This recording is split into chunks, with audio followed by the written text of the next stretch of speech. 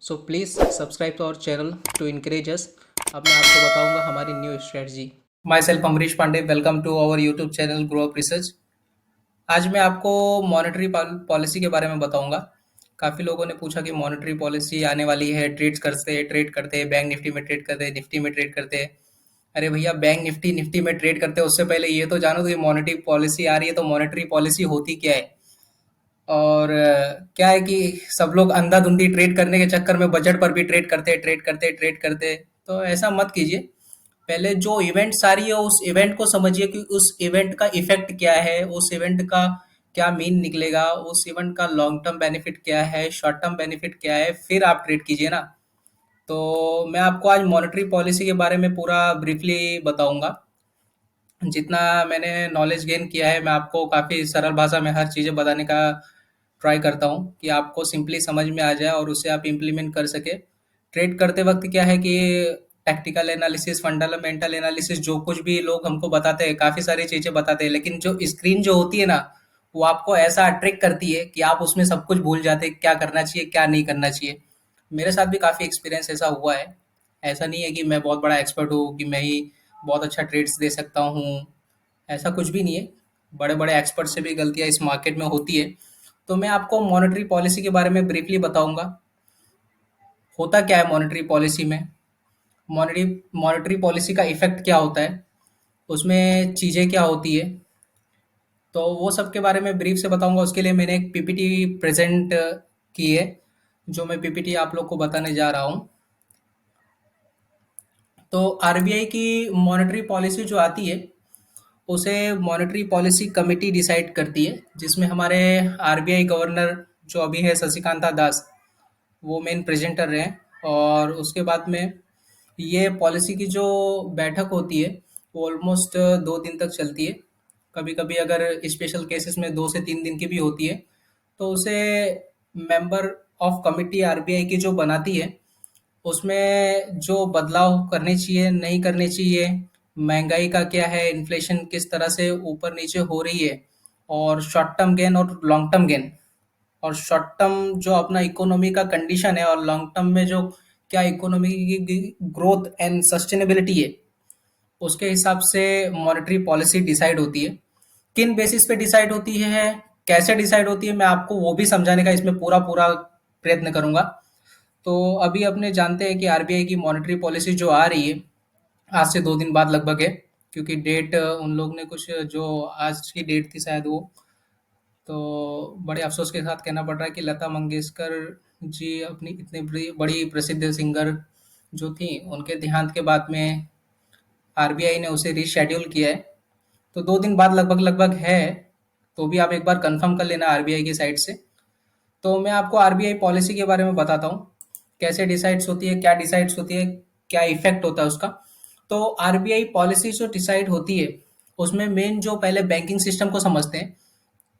Banking system में क्या होता है, क्योंकि आरबीआई पॉलिसी समझने से पहले आपको बैंकिंग सिस्टम को समझना पड़ेगा। तो प्लीज आप वीडियो को थोड़ा भी स्किप मत करना, बहुत ध्यान से सुनना, क्योंकि मैं बहुत ही ज्यादा एकदम पूरी जानकारी जो है आरबीआई पॉलिसी की एक ही चीज में आपको समझ में आ जाएगी, जिससे आप आगे चल के बैंक निफ्टी में ट्रेड्स लेना है तो ले लेना भैया, लेकिन पहले समझ लो, क्योंकि बहुत ही इंपॉर्टेंट इन्फॉर्मेशन मैं आपको दे रहा हूँ। तो समझिए बैंकिंग सिस्टम को। क्या होता है कि आरबीआई जो है वो बैंकों का बैंक है, पेरेंट्स ऑफ द बैंक जिसे कहा जाता है, रिजर्व बैंक ऑफ इंडिया के नाम से जिसको हम जानते हैं। तो आरबीआई बैंक बैंकों का बैंक है। उसके अंडर्स में जो बैंकें आती है वो एक पीएसयू बैंकें हो गई, प्राइवेट बैंक्स हो गई, फाइनेंशियल कंपनीज हो गई, और भी काफी सारे रेगुलेटर्स है। तो ये चीजें हो गई। तो पीएसयू बैंकों में क्या हो गया, पीएनबी आ गया, एसबीआई आ गया, बीओबी हो गया, यूको हो गया, कैनरा हो गया, वो सब पीएसयू बैंक है, यानी पब्लिक सेक्टर यूनिट की बैंक हो गई। और प्राइवेट बैंक में क्या हो गया, एचडीएफसी बैंक आ गया, एक्सिस आ गया, आईसीआईसी आ गया, इंडोसिंध आ गया, ऐसे काफी सारे बैंक्स हो गई। फाइनेंशियल कंपनीज में Muthoot finance, HDFC, Bajaj finance, Manappuram finance, और भी काफी सारी फाइनेंशियल कंपनी है। ठीक है। तो ये चीजें हो गई जो तीन चीजों पे इफेक्ट पड़ता है, तीन सेक्टर्स पे इफेक्ट पड़ता है सबसे ज्यादा बैंकिंग पॉलिसी आने से, PSU banks, private banks and financial company. तो क्या इफेक्ट पड़ता है वो भी अपने जानते हैं। अब देखिए क्या होता है, रेट्स के बारे में सब लोग बोलते हैं कि आरबीआई ने ये रेट पहले ये रखा था, इस बार रेट ये रखा। तो रेट्स के बारे में हम जानते हैं क्या होता है ना, कि रेट्स अलग-अलग तरह के, किस तरह के रेट्स, कौन सा रेट्स को क्या बोलते हैं, किस तरह से कब क्या मतलब आरबीआई ऊपर नीचे करती है रेट्स में, उसके बारे में जानते हैं। उससे पहले हम रेट्स को समझ लेते हैं कि ये रेट होता क्या है। तो रेपो रेट की बात करते हैं। रेपो रेट क्या होता है? RBI given a interest rate for bank and financial company borrowing the money. अब इसमें क्या होता है, बैंक्स जो होती है वो आरबीआई के पास से पैसा लेती है, यानी बोरोविंग एज अ उधार के तरीके से लेती है, एज अ क्रेडिट लेती है। तो आरबीआई उनसे क्या लेता है, एक रेट लेता है कि भैया ठीक है, आपको हम पैसा दे देंगे, लेकिन उसके बदले में आपसे हम ब्याज लेंगे। अब कितना ब्याज लेंगे? 4% का ब्याज, जो अभी का है, ये करंट का मैंने लिख रखा है। तो ये करंट का ब्याज हम इतना लेंगे, आपको हम पैसा दे देंगे। ठीक है, आप अपने ग्राहकों को आप देना चाहते हो तो आप लोन दीजिए। तो लेकिन हमको तो भैया पैसा, अगर हम आरबीआई से अगर आपको पैसा चाहिए तो 4% आप ब्याज दीजिए, बदले में हमसे पैसा लीजिए। ड्यूरेशन, ड्यूरेशन है 2 से 14 दिन। 2 से 14 दिन के अंदर का रेपो रेट जो होता है वो आरबीआई कलेक्ट करता है बैंकों के पास से। ठीक है, तो ये हो गया रेपो रेट, एक सिंपली भाषा में मैंने आपको बताया। कुछ भी नहीं समझ में आया हो तो कमेंट सेक्शन में आप पूछ सकते हैं। तो ये हो गया रेपो रेट। अब दूसरा जो होता है बैंक रेट, ये इसको शॉर्ट टर्म ड्यूरेशन के लिए भी रेपो रेट को जाना जा सकता है। और दूसरा हो गया बैंक रेट। बैंक रेट में क्या होता है कि RBI given A interest rate for banks and financial company borrowing the money. ये भी अब वही है, ये भी वही है जो रेपो रेट है, बैंक रेट भी वही चीज है। बट फर्क सिर्फ इतना है कि बैंक रेट जो होता है वो बेसिकली 1 ईयर या लॉन्ग टर्म पर्पज के लिए, लॉन्ग टर्म पीरियड्स के लिए होता है। ठीक है, तो उसका जो रेट्स है वो 4.25% है। ये दोनों चीजें सेम हो गई। जो बेसिकली जो सबसे ज्यादा जो यूज होता है वो रेपो रेट के हिसाब से ही सब कुछ होता है। रेपो रेट्स के हिसाब से ही सब वो ऊपर नीचे होता है। और उसके बाद में ज्यादा करके बैंक्स जो अपना लोन का जो इफेक्टिव इंटरेस्ट रेट होता है वो भी रेपो रेट के हिसाब से ही डिक्लेयर्स होता है। ठीक है, तो रेपो रेट हो गया 2 से 14 दिन के ड्यूरेशन के लिए। और लेकिन बेस में लोग रेपो रेट ही ज्यादातर बैंकें रेपो रेट ही कंसाइडर करती है, और उसके हिसाब से ही हमारे लोन के जो अमाउंट होती है उसमें जो इंटरेस्ट रेट काउंट होता है वो रेपो रेट ही काउंट होता है। ठीक है, और बैंक रेट जो है वो लॉन्ग टर्म पीरियड के लिए जो बैंकों का रेट होता है। ठीक है, तो बैंक रेट ये चीज हो गई। तो अब हम बात करते हैं, बैंक रेट समझ लिया हमने, रेपो रेट समझ लिया। अब हम कुछ रेगुलेटरीज ऑफ आरबीआई रेट्स को समझेंगे। अब आरबीआई ने क्या किया है, एक रेगुलेटरी बॉडी बनाई है जिसपे क्या है कि बैंक, जो काफी सारी बैंकें डिफॉल्ट हो जाती थी, काफी सारी बैंकें उठ जाती थी पब्लिक का पैसा लेकर, तो आरबीआई ने क्या किया है, एक रेगुलेटरी बॉडी बना दी है जिसको सभी बैंकों को फॉलो करना है। यदि बैंकें फॉलो नहीं करती है तो उनके ऊपर क्या होता है कि आरबीआई उनके ऊपर बहुत स्ट्रिक्टली एक्शन लेती है, और एक्शन के रूप में क्या देती है, उनके ऊपर पेनल्टीज लगाती है कि भैया आप अगर हमारा जो हमने रेगुलेटरीज बनाई है वो अगर नहीं फॉलो करोगे तो हम आपके ऊपर पेनल्टी लगाएंगे। ठीक है, तो हर एक बैंकों के जाहिर सी बात है कि वो फॉलो करना ही पड़ेगा। तो उसके बाद हम बात करते हैं उसका कुछ और भी रेपो रेट्स और भी रेट्स है और रेगुलेटरी बॉडीज है, उसके बारे में भी हम जानते हैं। अब रिवर्स रेपो रेट की एक बात आती है। तो रिवर्स रेपो रेट क्या होता है, when banks give to money RBI. हाँ, अब यहां पर क्या था कि आरबीआई से पैसा ले रही थी बैंकें, अब यहां पर बैंक जो है वो आरबीआई को पैसा देंगी। क्यों देंगी? क्योंकि भैया उनके पास अगर जैसे समझ लीजिए कोई हॉलीडे आ गया या कुछ 1-2 दिन के लिए बैंक्स के पास पैसा पड़ा है रिजर्व में काफी ज्यादा, तो वो क्या करेगी, आरबीआई को रिटर्न दे देगी, भैया हमको तो पैसे की जरूरत अभी है नहीं, हमारे पास पब्लिक का पैसा ऐसे ही बहुत पड़ा हुआ है सेविंग डिपॉजिट में, तो अभी एक काम कीजिए, आप हमसे पैसा ले लीजिए और बदले में हमको क्या दे दीजिए, इंटरेस्ट। ठीक है, बैंक का जो मेन सोर्स ऑफ इनकम है वो इंटरेस्ट का है। ठीक है, तो अब क्या होगा यहाँ पे कि आरबीआई से पैसा जो बैंकें ले रही थी, अब बैंक देगी पैसा आरबीआई को, बदले में उनसे क्या लेगी, इंटरेस्ट लेगी। कितना लेगी? 3.35% का जो इंटरेस्ट है वो लेगी। अभी का जो है मैं आपको उस तरह से बता रहा हूं।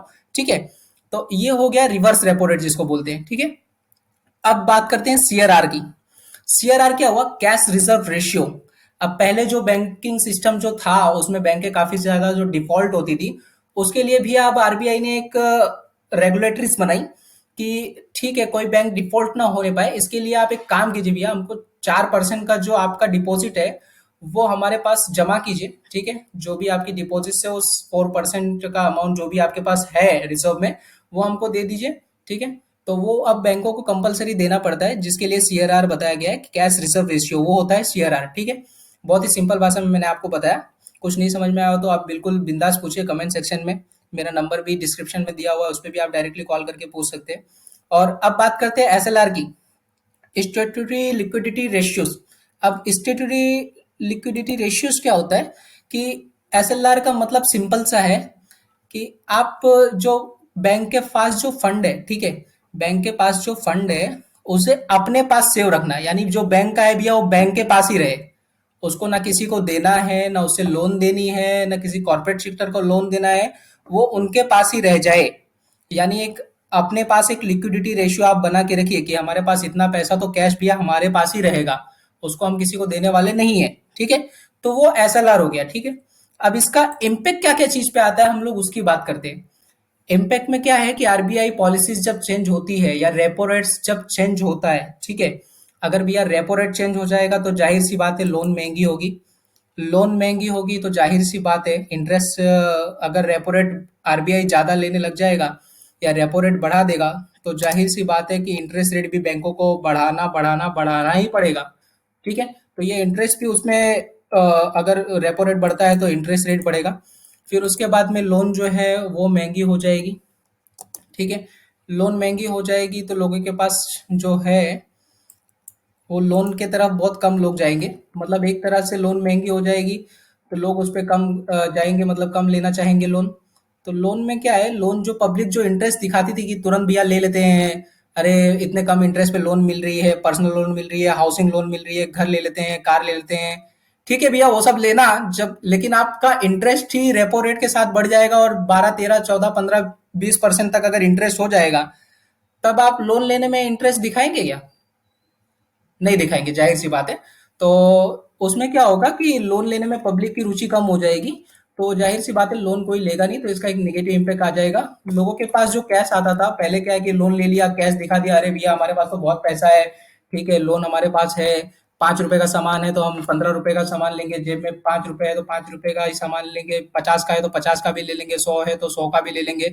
तो जब नगद आएगी आपके पास ऐसा लोन के रूप में, तो आप खर्चा भी ज्यादा ही करोगे, जाहिर सी बात है। लेकिन अगर नगद ही नहीं आई, ठीक है, तो आप खर्चा भी कम ही करोगे। अरे रसमलाई खाने का इरादा है तो आप सोचोगे नहीं भैया रसमलाई नहीं, घर में दाल रोटी है उसी से ही काम चला लेते हैं, ठीक है, तो वो भी चीज होती है। तो कैश आपके पास कमी हो जाएगी जब लोन आपको महंगी मिलने पड़ लग जाएगी, एंड क्योंकि इंटरेस्ट रेट महंगा है तो लोन जाहिर सी बात है आप लेंगे नहीं, जिससे डिमांड में भी कम हो जाएगी। तो क्या है कि जब आपका सामान लेने का मन होता था, तुरंत चल देते थे दुकान पर और सर भैया ये ले लेते हैं, चलो आज रसमलाई खाते हैं, चलो आज रसगुल्ला खाते हैं, ठीक है। तो जब लोन आपको मिलेगी नहीं, काफी ज्यादा हायर इंटरेस्ट पे लोन मिलेगी तो आप लोन लोगे नहीं, जाहिर सी बात है। तो उससे कैश फ्लो में कमी आएगी, कैश फ्लो में कमी आएगी तो डिमांड में कमी आएगी, और जब डिमांड में कमी आएगी तो दुकानदार अब क्या करेगा, क्या करेगा, जाहिर सी बात है सबको पता है कि क्या करेगा, प्राइस घटा देगा कि भैया किसी तरह से तो ग्राहक आ जाए, किसी तरह से तो ग्राहक आ जाए, जाहिर सी बात है वहां पर आएगा। तो जब ग्राहक जब नहीं आएगा तो प्राइस से जो उसमें कमी उसको करनी पड़ेगी, तो इसका सीधा रेट एक इन्फ्लेशन पे पड़ेगा, महंगाई कम हो जाएगी, ठीक है। बहुत लोग बोलते हैं कि कैश रिजर्व करके करेंसी छाप के महंगाई को कम कर सकते हैं, तो ये गलत बात है, बिल्कुल नहीं हो सकता कम। उसके लिए आपको एक पॉलिसीज जो गवर्नमेंट अपनी कंसाइडर करती है उस पॉलिसी के हिसाब से ही चलना पड़ेगा। जो इतना सारा इफेक्ट था मैंने आपको वो बताया, अगर इस इफेक्ट पे आपको कुछ भी नहीं समझ में आया हो तो आप बिंदास पूछ सकते हैं, ठीक है। तो ये रहा इम्पैक्ट, ठीक है।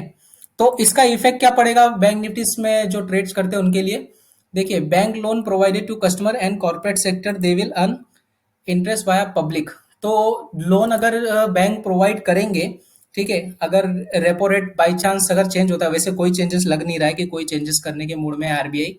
एक रिवर्स रेपो रेट पर काफी ज्यादा डिस्कशन है कि वो चेंज हो सकता है 0.25 पीबीएस जैसा, लेकिन मेरे को नहीं लगता है कि वो भी चेंज होना चाहिए, अगर करते हैं तो ठीक है, लेकिन नहीं चेंज करेंगे ऐसा होता है तो देखिए इफेक्ट क्या पड़ेगा, मैं वो आपको इम्पैक्ट की बात बताता हूँ। Bank loan provided to the customer and corporate sector they will earn interest via public. अगर ठीक है बैंक को लोन ज़्यादा देनी पड़ती है तो उससे क्या होगा, बैंक की कमाई होगी, ठीक है। अगर नो चेंज आता है तो उसका इफेक्ट सीधा सीधा पड़ेगा कि भैया लोन तो पब्लिक वैसे ही लेती रहेगी अगर लोन महंगा नहीं होता है तो उससे बैंक सेक्टर और जो फाइनेंशियल सेक्टर है उनसे दोनों के लिए काफ़ी अच्छी ग्रोथ होगी, क्योंकि उनको जो लोन देंगे उस पर वो जाहिर सी बात है ब्याज लेंगे, तो ब्याज कमाने मिलेगा तो उनकी ग्रोथ 100% एंड 100% होनी ही है, ठीक है। तो इसका बहुत अच्छा इफेक्ट पड़ेगा, तो बैंक निफ्टी का अप मूव आ सकता है, फाइनेंशियल कंपनी का अप मूव आ सकता है, तो ये डायरेक्ट इम्पैक्ट एक पड़ेगा। दूसरा, फाइनेंस कंपनी जो काफ़ी टाइम से डाउन चल रही है, उनमें भी काफ़ी अच्छी ग्रोथ देखने मिलेगी।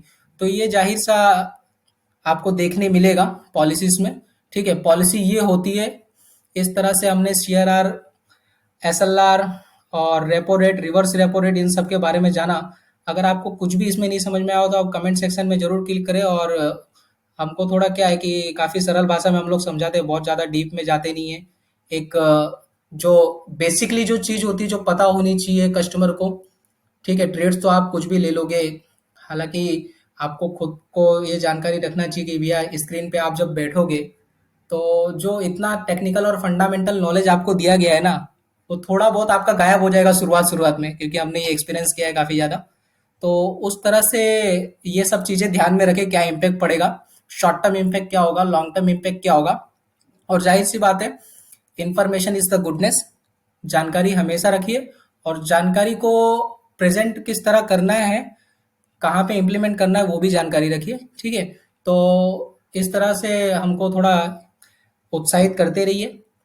और अच्छा लगा हो वीडियो तो सब्सक्राइब करिए, लाइक करिए। Thank you so much. Take care.